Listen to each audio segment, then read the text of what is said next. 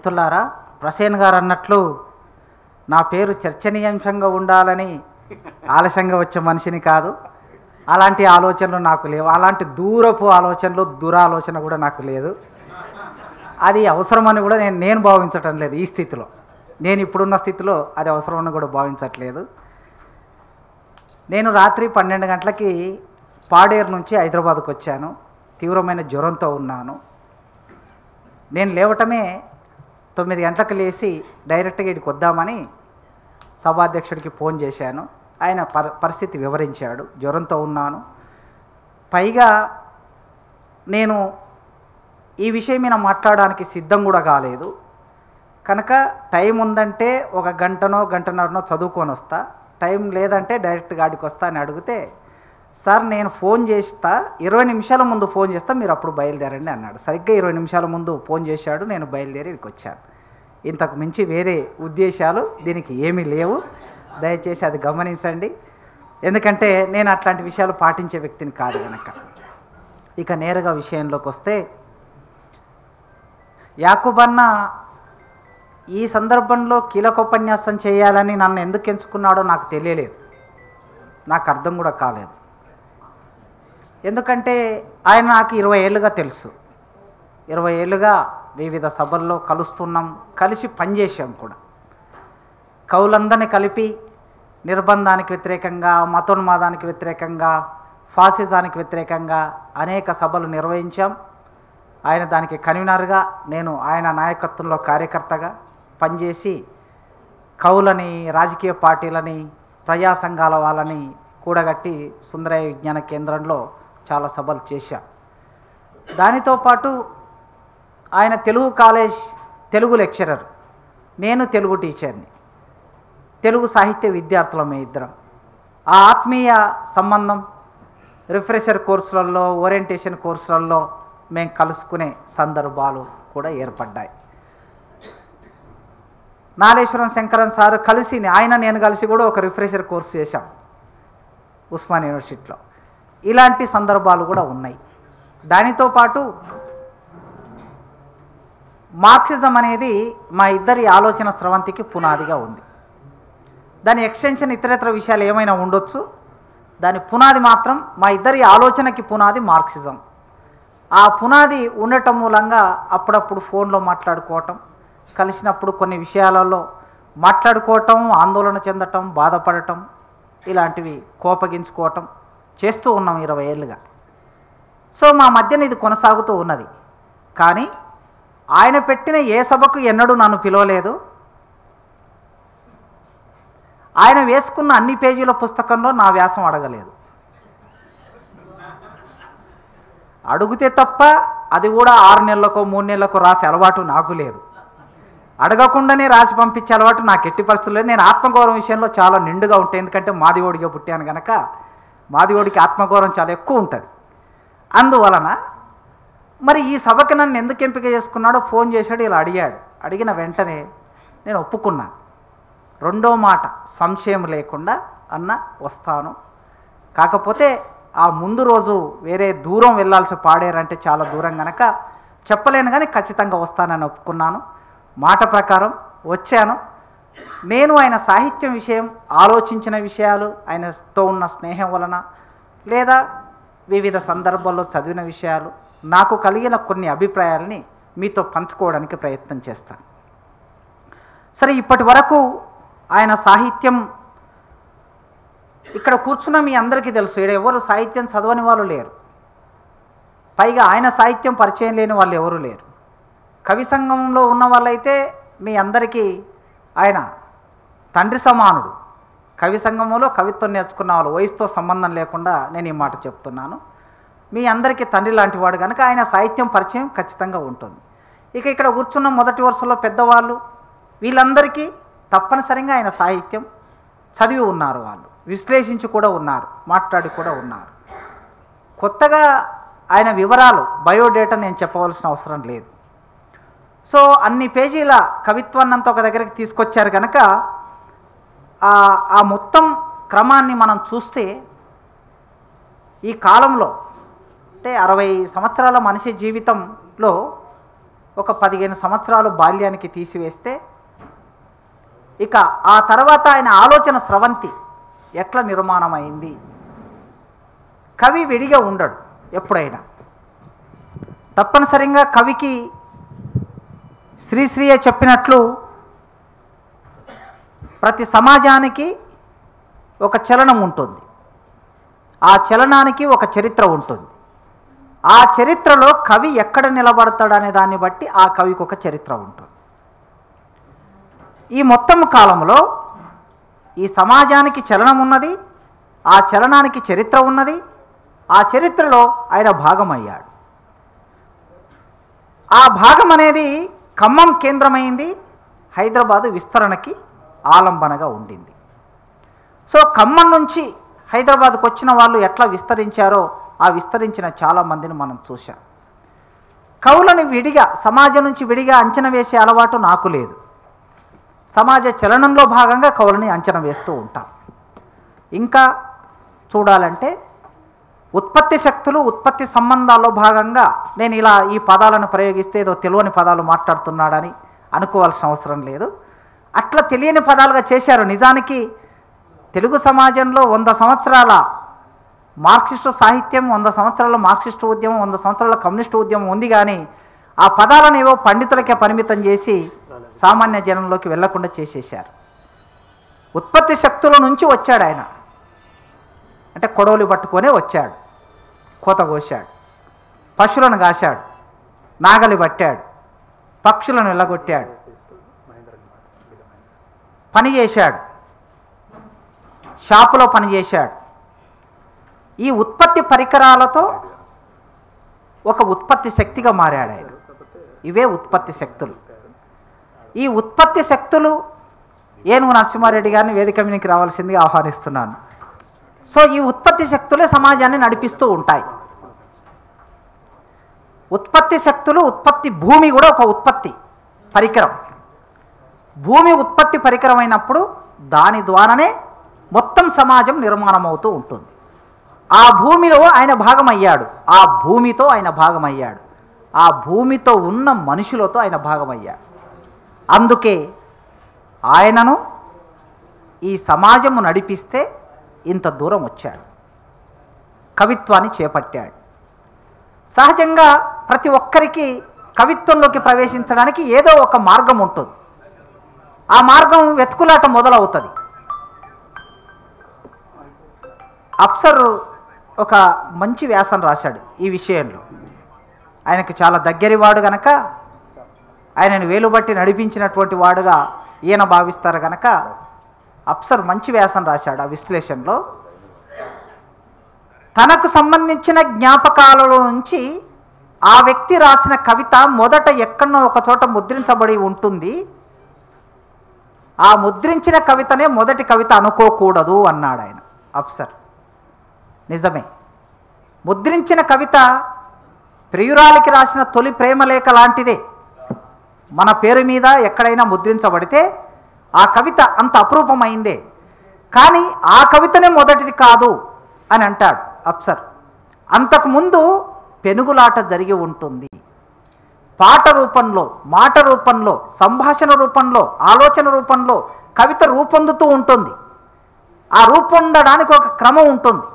ఆ క్రమంలో ఆయన అచ్చైన కవిత 86, 83, 88, 89, 91 ఆయన పుస్తకంలో అయితే నేను చూసిన మేరకి ఆ సమగ్ర కవిత్వంలో 88 మొదటి కవిత ఉంది. నాకు అంతకు మించి వేరే దొరకలేదు. కనుక ఒకవేళ 88 అయితే, లేదా ప్రసేన్ గారు రాసినట్లు ఆయన ముద్రించినటువంటి 86 కవిత అయితే ఉదయంలో ముద్రించానని రాశాడు ఆయన. అది 86 అయితే అదే మొదటిది కాదు, 80ల నుంచి ఆయన కవిత్వం ఉంది అనేది అప్సర్ గారు చెప్తున్నారు. సో ఇది ఎవరికి? పండిత కుటుంబం నుంచి వచ్చిన వాళ్ళ గురించి కాదు ఇది నేను చెప్పేది. ఇది శ్రమజీవుల నుంచి వచ్చిన వాళ్ళు. ఉత్పత్తి పరికరాలు, ఉత్పత్తి సాధనాలుగా ఈ సమాజంలో ఉపయోగపడిన కుటుంబాల నుంచి వచ్చిన శ్రామిక కులాల నుంచి వచ్చిన వాళ్ళ సంగతి ఇది. ఈ శ్రామిక కులాల నుంచి వచ్చిన వారి సంగతి యాకూబన్న ఆ అరెకరంలో వాళ్ళ నాన్న మక్క సేనో జొన్న సేనో వేస్తే పిట్టలు వచ్చి ఆ మక్క కంకును జొన్న కంకిని తింటూ ఉంటే ఆ పిట్టల్ని ఎల్లగొట్టడానికి ఒడిసేల పట్టుకొని రాళ్ళు పట్టుకొని వాటిని బెదిరిస్తున్నప్పుడు ఒంటరిగా ఉంటాడు కదా, మంచం మీద ఒంటరిగానే ఉంటాడు కదా, ఒక్కడే ఉంటాడు. ఆ ఒంటరిగా ఉన్నప్పుడు ఎవరితో మాట్లాడాలి? పులుగులు పుట్టలు చుట్టంబులు అని గుర్రం చేసి అన్నట్లు పులుగులు ఆ పక్షులే చుట్టాలు. ఆ పక్షులతో ఆ ప్రకృతితో ఒంటరిగా సంభాషించి ఉంటాడు. ఆ సంభాషణనే మొదటి కవిత. అప్సర్ చెప్పినట్లు మొదటి కవిత అది. సో అట్లా మొదలైన వాడు ఆయన్ని రాసుకున్నట్లు జ్ఞాపకాల దొంతరలో నుంచి ఆయన రాసుకున్నాడు. నేను కవిత్వంలోకి ఎలా వచ్చాను, సినిమా పాటలని వచ్చాను అన్నాడు. ఖమ్మం గనక కొద్దిగా సినిమా వాతావరణం ఉంది గనక సినిమా పాటలని కవిత్వంలోకి వచ్చాడు. తర్వాత ఉగ్గు కథ విని, యక్షగానాలు విని, పద్యాలు నేర్చుకొని ఆ పద్యాలు పాడుతూ ఒక పద్యం పాడినప్పుడు భుజం మీద చెయ్యి వేసి బాగుందిరా అని అంటే ఆ ప్రోత్సాహం, దాని నుంచి ఓహో పద్యము రాస్తే బాగుందంటారు, కవిత్వం రాస్తే బాగుందంటారు, చదివితే బాగుందంటారు. ఒక చిన్న ప్లాస్టిక్ గ్లాస్ ఒక బహుమతి వస్తుంది. ఆయన రాసుకున్న మాటలే చెప్తున్నా నేను. ఒక ప్లాస్టిక్ గ్లాస్ బహుమతి వస్తుంది. ఆ గ్లాసు వచ్చిన బహుమతి అది నోబెల్ ప్రైజ్ అంత బహుమతి, ఆ తొలి జ్ఞాపకం. కనుక అట్లా కవిత్వంలోకి ప్రవేశించాడు ఆయన. ఈ మూలాలన్నీ కూడా ఆ రైలు పట్టాల మీద నడుచుకుంటూ పోతే రైలు పట్టాల మధ్యలో ఉండే కంకర కాళ్ళకి పొడుచుకొని ఆ కాళ్ళ నుంచి కారుతున్న నెత్తురు కొన్నాళ్ళకి పుండుగా మారిపోతుంది. పుండుగా మారిపోయినా నడక తప్పదు గనక నడుస్తున్నప్పుడు ఆ పుండు చీంబడుతుంది. నెత్తురు చీము రెండు కలిసి కారే ఒకానొక సందర్భం కవిత్వానికి దగ్గర చేసింది. నాన్న చెప్పిన పని, అమ్మ చేసే కష్టం, రాత్రంతా అమ్మ కూర్చొని చేసే పని, పగలంతా నాన్న వెళ్ళి చేసే వ్యాపారం, అది కనీసం కడుపులోకి కూడా తిండి పెట్టకపోతే తిండి కోసం వెతుకులాట, యాతన. సభాధ్యక్షుడు నాకు సమయం చెప్పాలి. అట్లా ఉండదు, ఎందుకంటే ఇంకా వేదిక మీద మాట్లాడుతున్నాం.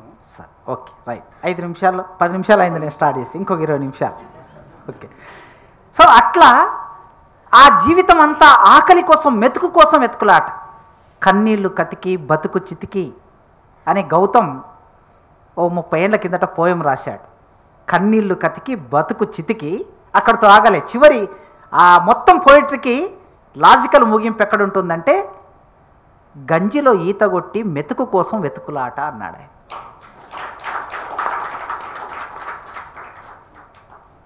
అంటే అసలు మెతుకు తినటమే భాగ్యమైపోయిన మనుషులకి యాకూబ్ అట్లాంటి మనిషి. ఆ మెతుకు కోసం అసలు ఆయన రాసుకున్న దాంట్లో మొత్తం ఒక 5-6 పేజీల్లో చూస్తే ఆకలి అనే మాట ప్రతి ఏమంటాం పారాగ్రాఫ్లో ఉంది. ఆకలి కోసమే వెతుకులాడుతూ కవిత్వం దగ్గరికి వచ్చానని రాశాడు ఆయన. చివరికి ముగింపు అక్కడికి వస్తుంది. కవిత్వం గురించి చెబుతూ ఆకలి గురించి చెబుతూ అట్లా రెండింటి మధ్య అవినావ సంబంధం.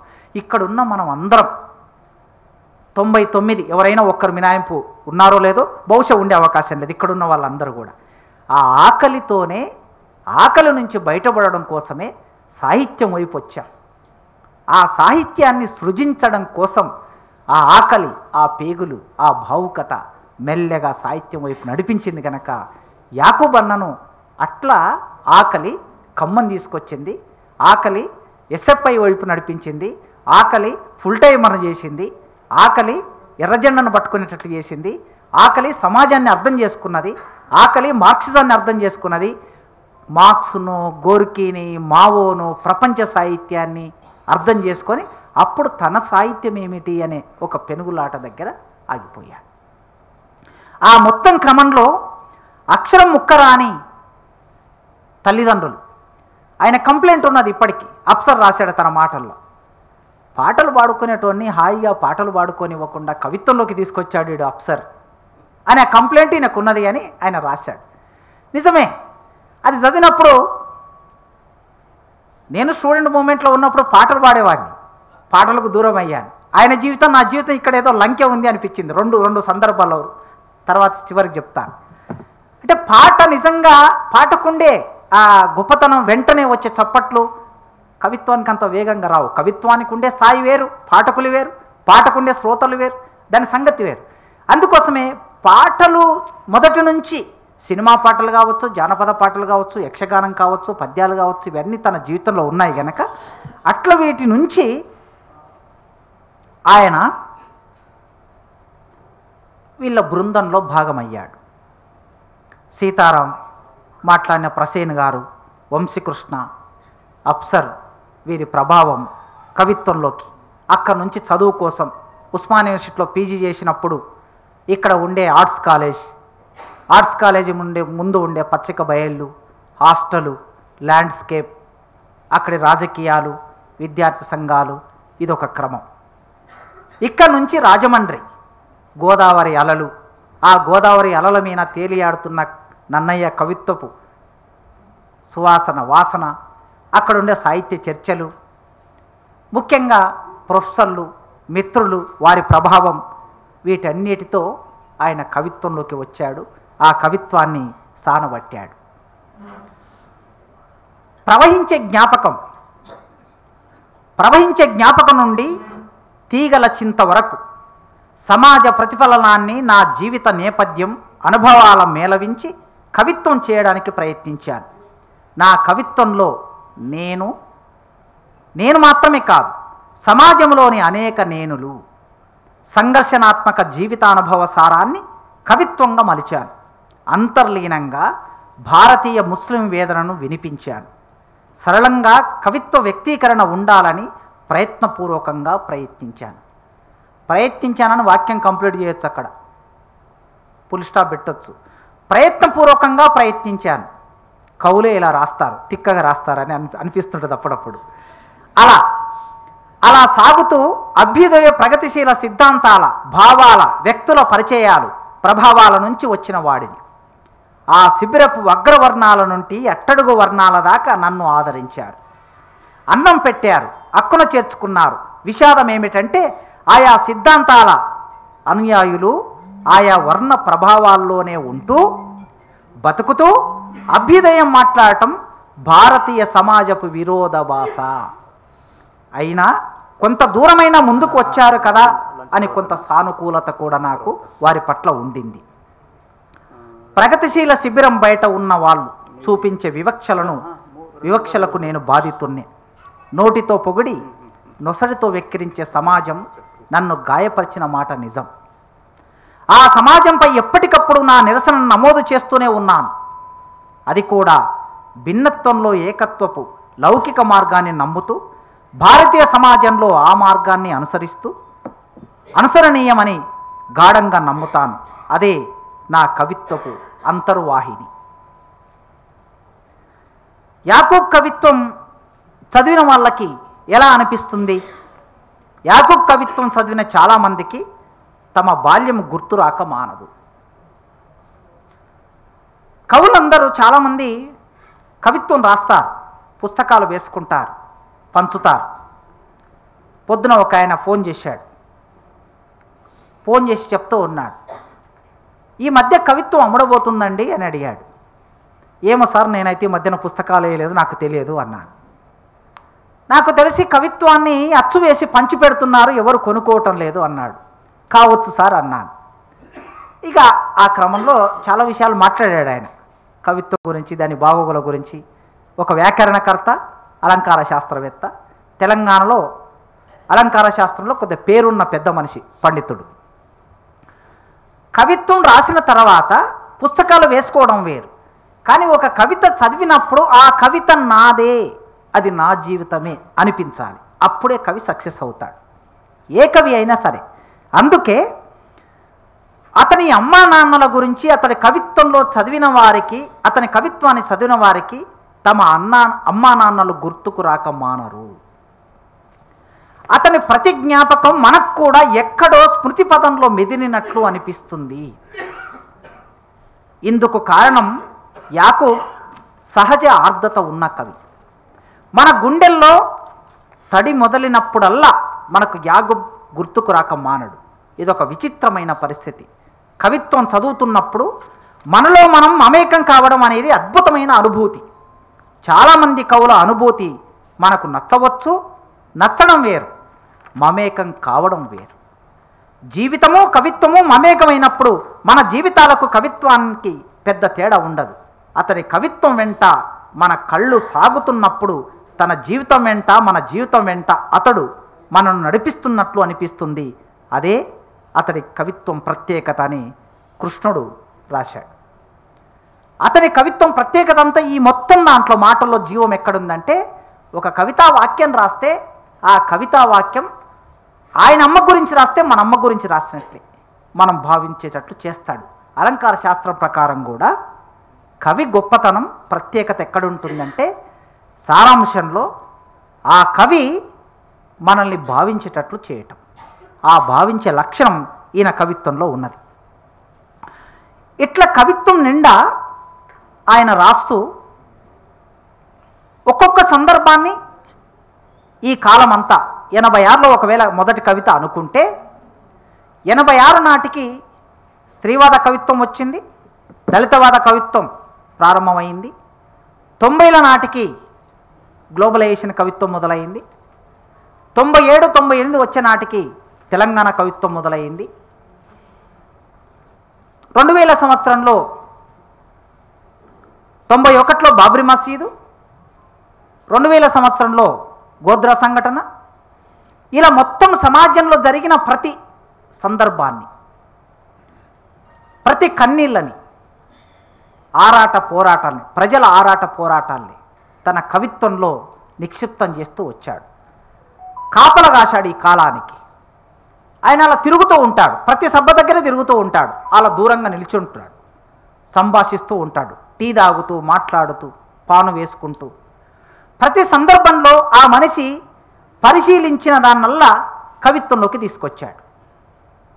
తీసుకొచ్చినప్పుడల్లా ఆ అంశం పట్ల ఏ సమస్య మీద రాస్తాడో ఆ సమస్య పట్ల మనల్ని సంఘీభావం ప్రకటించేటట్లు ఆలోచించేటట్లు చేయటం అనేది అతని లక్ష్యం. కవికి ఒక లక్ష్యం ఉండాలి. ఖచ్చితంగా ఆ లక్ష్యాన్ని నెరవేర్చడానికి కవితా వాక్యాలను నిర్మాణం చేసుకుంటూ వెళ్తారు.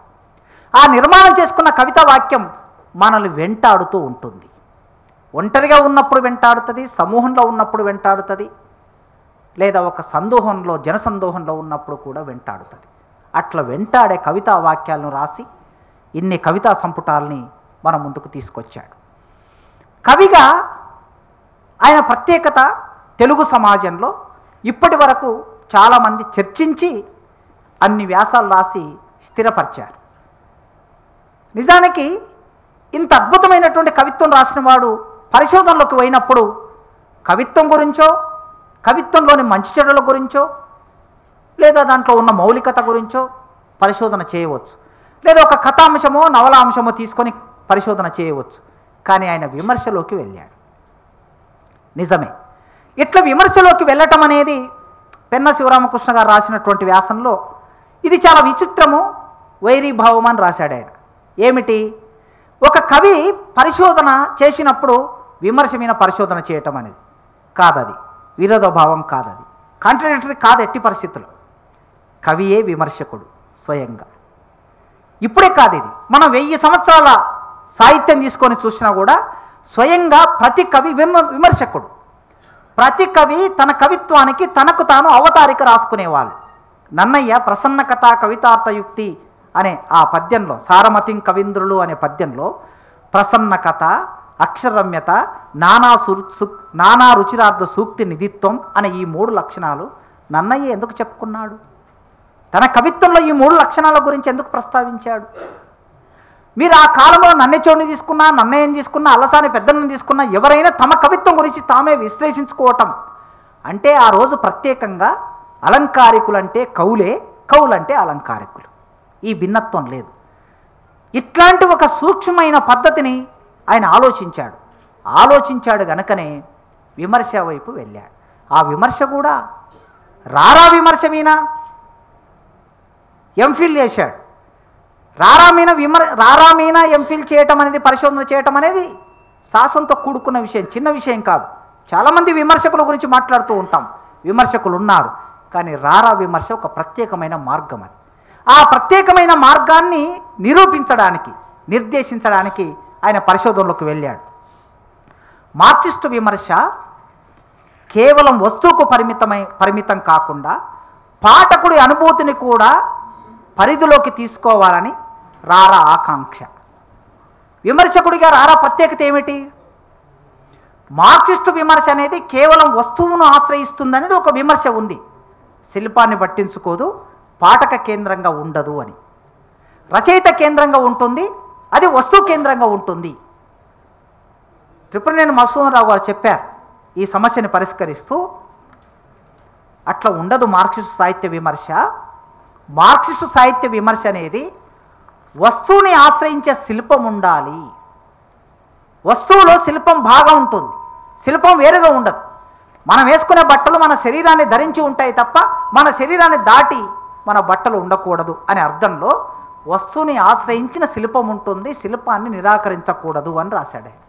సరిగ్గా రారాను ఎక్కడ నిలబెట్టాడంటే, వీళ్ళు మార్క్సిస్టు విమర్శకులు కేవలం వస్తువునే ప్రధానంగా చూస్తారు, వర్గ పోరాటాన్ని మాత్రమే ప్రధానంగా చూస్తారు, కార్మికుల్ని, పెట్టుబడిదారులని లేదా భూస్వాములని, రైతుల్ని ఇది మాత్రమే చూస్తారు, శిల్పాన్ని పట్టించుకోరు లేదా పాఠకుని పట్టించుకోరు అనేది ఉంది కదా. అది కాదు. పాఠకుడిని కూడా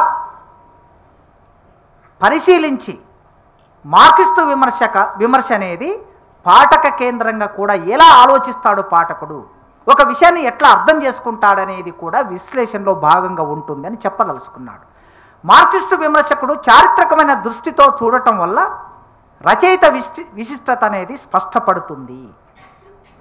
అంటే సాహిత్యానికి చరిత్రకి మధ్యన అవినాభావ సంబంధం ఉంటుంది. చరిత్ర సాహిత్యం వేరువేరుగా ఉండవు ఎప్పుడు కూడా. ఈఎస్ కారు చెప్పినట్లు చరిత్ర అంటే సంఘటనలు కాదు, ఘటనలు కాదు, రెండు కాలాల మధ్య జరిగే సంభాషణ అన్నాడు ఆయన. ఆ రెండు కాలాల మధ్య జరిగే సంభాషణలో ఎవరు ఉంటారు? మనుషులు ఉంటారు. మనుషులతో నిర్మాణమైంది చరిత్ర. అందుకే ఉత్పత్తి శక్తులు నిర్మాణం చేసేది చరిత్ర. ఆ మనుషులతో నిర్మాణమైన చరిత్రలో ఆ చరిత్రని చారిత్రక దృష్టి అనేది రచయితకు ఉన్నప్పుడే, విమర్శకుడికి ఉన్నప్పుడే రచనని సరిగ్గా అర్థం చేసుకోవడం సాధ్యమవుతుంది, రచయితను అర్థం చేసుకోవడం సాధ్యమవుతుంది. భావకవిత్వం విషయంలో కానీ చలం విషయంలో కానీ రారా చెప్పింది ఇదే. కానీ నిమ్మగడ్డ వారికి, నిమ్మగడ్డ అని ఒక విమర్శకుడు రారా చలం మీద రాసినటువంటి దాన్ని పూర్వపక్షం చేస్తూ రారా ఏం చెప్పాడో ఈయన స్పష్టంగా తన విమర్శ గ్రంథంలో రాశాడు. దానితో పాటు ఆధునిక విమర్శ మీద పిహెచ్డి గ్రంథం చేశాడు. యాదృచ్ఛికంగా ఆయన సూపర్వైజర్ ప్రొఫెసర్ చింతల యాదయ్య గారు, నా సూపర్వైజర్ కూడా ప్రొఫెసర్ చింతల యాదయ్య గారు. మేమిద్దరం ఒకే గురువు దగ్గర పిహెచ్డి చేశాం. మాకు లభించిన అరుదైన గురువు లక్షణం ఏమిటంటే మా పరిశోధనలో జోక్యం చేసుకోకపోవటం. ఏం సలహాలు సూచనలు ఇవ్వకపోయినా పర్వాలేదు, పరిశోధనలో జోక్యం చేసుకొని ఇలా గీతలు గీసి దాని మీద అనుభవం ఉన్నా లేకపోయినా, విషయం తెలిసినా తెలియకపోయినా గీతలు గీయాల కనుక, సూపర్వైజర్ కనుక గీతలు గీయాల కనుక గీతలు గీసి కొట్టివేసి ఇద్దీసేయి అద్దీసేయి అనే పని మా గురువుగారు ఎన్నడూ మాకు చెప్పలేదు. మేము రాసింది తీసుకెళ్ళి చూయిస్తే చదివి సంతకం పెట్టే పని ఆయన చేశారు. సో అది మా ఇద్దరికి ఏకంగా ఆయన ఒక్కరు సహకరించాడు కనుక ఒక మంచి విమర్శను తీసుకొచ్చారు. ప్రతి పదానికి ఒక లక్ష్యం ఉంటుంది. అంటే ఆ పదం ఏ భావం కోసం కవి ప్రయోగించాడో దాని లక్ష్యం అనవచ్చు. అలాగే ఆ పదానికి ఒక లక్ష్యం కూడా ఉంటుంది, ఆ లక్షణానికి ఒక విస్తృతి కూడా ఉంటుంది. లక్ష్యాన్ని మాత్రమే పట్టించుకుంటే కవి ఉద్దేశించిన భావాలు వికృతం చెందుతాయి. అద్దెపల్లి రామ్మోహన్ రావు గారు శ్రీశ్రీ మీద చేసిన విమర్శ పదాలకు సంబంధించి పురాణ అర్థాలని ఆపాదించాడు ఆయన. అద్దెపల్లి గారి ఆ పుస్తకం మనం చూస్తే అర్థమవుతుంది. అంటే పురాణ కోణంలో శ్రీశ్రీని విశ్లేషించే ప్రయత్నం చేశాడు. అఫ్కోర్స్ పదప్రయోగం అనేది పండితుడు కావటం మూలంగా ఆ పదాలు ఆయన కవిత్వంలోకి వచ్చాయి. కానీ లక్ష్యం ముఖ్యం కాదు అక్కడ. ఆ పదాన్ని ఏ లక్ష్యంతో ఉద్దేశించాడు శ్రీశ్రీ అనేది ముఖ్యం. అందుకే పండితులందరూ, బ్రాహ్మణులందరూ, సంప్రదాయ వాళ్ళందరూ ఏముందే శ్రీశ్రీ కవిత్వంలో మావాడే శ్రీశ్రీ, మా పదాలని గీతాన్ని, భూతాన్ని, యజ్ఞోపవీతాన్ని అని మా పదాలన్నీ రాశాడని చెప్తారు. కానీ ఆ పదం రాయడానికి ఆయన ఒక లక్ష్యంతో రాశాడు, ఒక ఉద్దేశం ఉంది కవికి. అక్కడ అద్దెపల్లి వారు ఆ ఉద్దేశాన్ని పట్టించుకోకుండా పురాణార్థాలని ఆపాదిస్తే రారా అందులోకి జోక్యం చేసుకొని ఆయన ఆపాదించినటువంటి ఆ అర్థం సరైంది కాదు, శ్రీశ్రీకి ఈ పురాణ అర్థాన్ని జోడించకూడదు, చెప్పకూడదు అని రాచమల్లు రామచంద్రారెడ్డి గారు ఏ ఉద్దేశంలో దాన్ని విశ్లేషించాడో ఇందులో చాలా స్పష్టంగా చెప్పాడు. ఇట్లా ఆధునిక సాహిత్యంలో కవిగా, రచయితగా, విమర్శకుడిగా, విద్యార్థి సంఘం కార్యకర్త కావటం మూలంగా ఈ 20-25 సంవత్సరాలలో నేను హైదరాబాద్ 30 ఏళ్ళు అయింది హైదరాబాద్కు వచ్చి సాహిత్యానికి పరిచయమైన తొలినాళ్ళ నుంచి ముఖ్యంగా 2000 సంవత్సరం నుంచి గోద్రా సంఘటనప్పటి నుంచి ఆయనను చూస్తూ ఉన్నా. ఆయన ఒక కార్యకర్త, ఒక కార్యక్రమాన్ని నిర్వహించడంలో ఒక కార్యకర్త, ఒక కవి, కవులకి ఒక ఆలంబన, ఒక ఉద్యమకారుడు, ఒక విమర్శకుడు, ఇన్ని పాత్రల్లో ఇమిడి సమాజం ముందుకు వెళ్ళాలని, ప్రగతిదాయకంగా ఉండాలని, తిరోగమనం వైపు వెళ్ళకూడదని ఇవాల్టి సమాజంలో, ఇవాల్టి పాలన ఉన్న సందర్భంలో ప్రగతిశీలత కోరుకుంటూ మన ముందుకు ఇన్ని పేజీల సాహిత్యాన్ని తీసుకొచ్చిన యాకూబన్న, ఈ సందర్భంలో ఆయన మీద జరుగుతున్న చర్చలో కీలక ఉపన్యాసం చేసే అవకాశం నాకు కల్పించిన మీ అందరికీ పేరు పేరున వందనాలు తెలియజేస్తూ ముగిస్తున్నాను.